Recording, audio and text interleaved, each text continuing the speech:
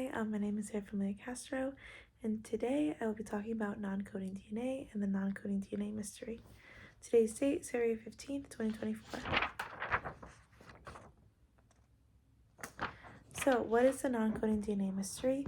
The non-coding DNA mystery pertains to this idea that for many years people thought that non-coding DNA was this junk DNA or this selfish DNA because it does not translate DNA into protein. We need DNA to translate into protein because this is what allows us to function. This is what allows us to live, reproduce, and many, many other things, right? So the article that I'm going to be talking about today is called the genomic code, a pervasive encoding / molding of chromatin structures, and the solution to the non-coding DNA mystery.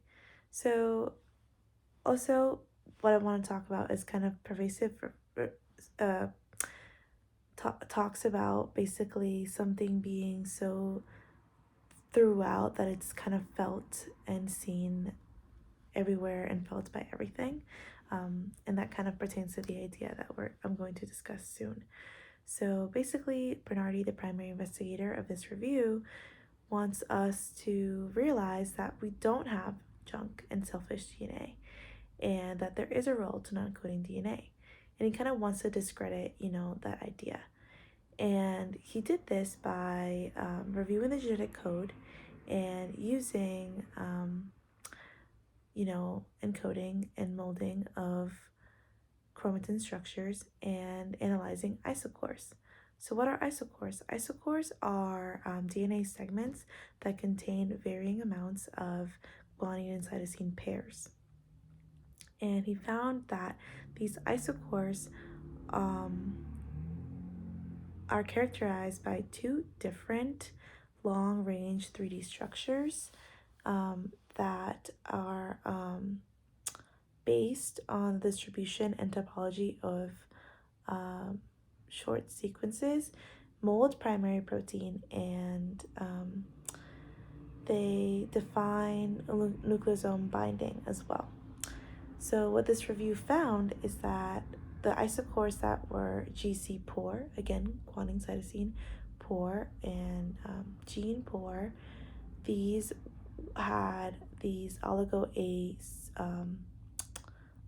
A spikes that molded LAD, lamina associated domains. These lamina associated domains are related to gene repression, right?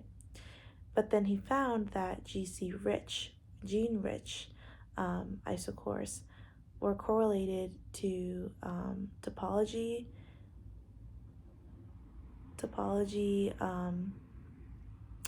associated domains, TADs, and these are correlated to gene expression as well as gene regulation.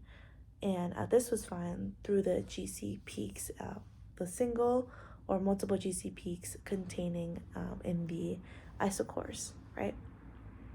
So this was really interesting because it allowed us to see, and I do want to explain that topology relates to the way that something is organized, the way that something is connected or arranged, right?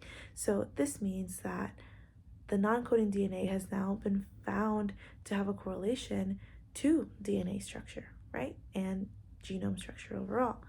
And another thing, again, is that it does have an interaction with gene repression, gene regulation, and gene expression as well.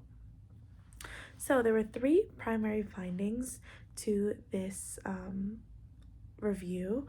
Number one being that long-range 3D structures that are responsible for molding the LAD and the TADs that are discussed, and that corresponds to gene spaces as well as spatial compartments. Two, primary TADs can undergo extrusion thanks to cohesins that bind to the GC peaks, and they slide down, creating interactions until they stop at the CTCF binding sites. And lastly, an important property of the long-range 3D structures of the isochores is that they define nucleosome positioning patterns, as well as the physical properties of chromatin, such as supercoiling, flexibility, and accessibility overall. So why do I think it's important to understand this research? I think it's important because, like I said, we were able to see that non-coding DNA really does play a role. It does not directly translate into protein, but it does have a relationship with gene expression, gene repression, and gene regulation. It also does affect the structure of our DNA. Big idea here, because structure does relate to function, right? This is important because it can lead to many advancements in our understanding of medications, gene therapy, and as well as illness, right? Because again, if we're able to understand how DNA functions, how the structure of DNA, then we can understand how it functions. We can understand how to modify it, how to tweak it, so that we're able to make better drugs out there, so that we're able to better treat and understand why a disease can develop and how to stop it from developing, and certain things like that.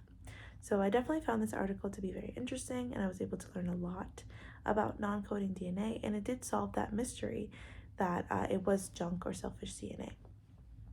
Yeah, so I hope you enjoyed this video, and thank you so much for watching.